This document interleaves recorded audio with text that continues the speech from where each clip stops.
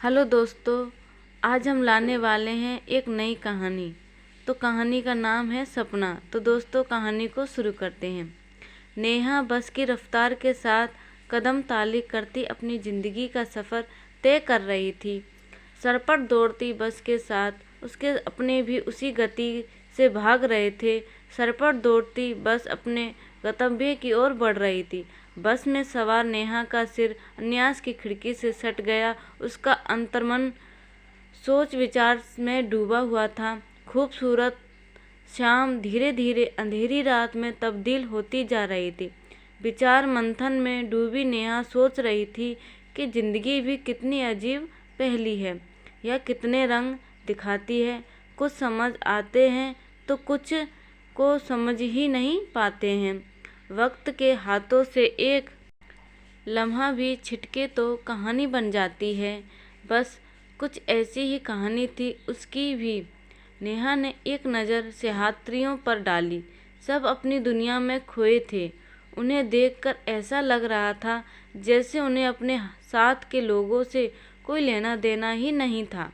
सच ही तो है, आजकल ज़िंदगी की कहानी में मतलब के सिवा और बचा ही क्या है।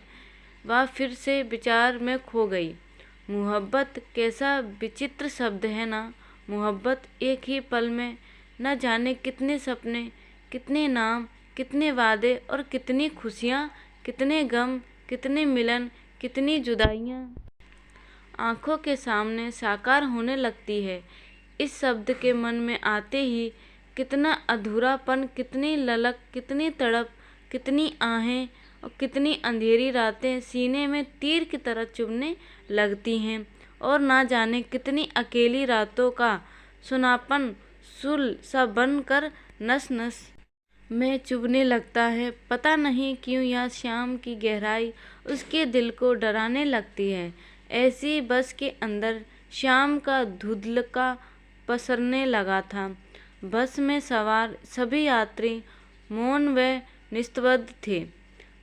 उसने लंबी सांस छोड़ते हुए यात्रियों पर दोबारा नज़र डाली।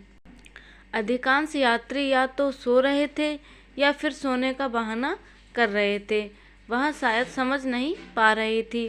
थोड़ी देर नेहा यूं ही बेचैन सी बैठी रही। उसका मन अशांत था। न जाने क्यों इस शांत नीरव माहौल में वह अपनी ज़िंदगी की अंधेरी गलियों में गुम होती जा रही थी।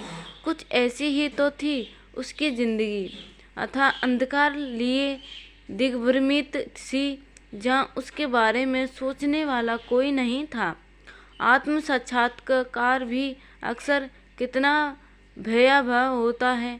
जिस इंसान जिन बातों को याद नहीं करना चाहता, वह रह रहकर उसके अंतर्मन में ज़बरदस्ती उपस्थिति दर्ज कराने से नहीं चूकती।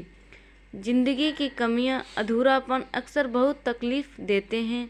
नेहा इनसे भागती आई थी, लेकिन कुछ चीज़ें उसका पीछा नहीं छोड़ती थी। वह अपना ध्यान बस उनसे हटाकर कल्पनाओं की तरफ मोड़ने लगी। दोस्तों, आपको यह वीडियो अच्छी लगी हो तो प्लीज़ लाइक करें और चैनल पर नए आए हो तो चैनल को सब्सक्राइब ज़रूर कर लें। धन्यवाद दोस्तों।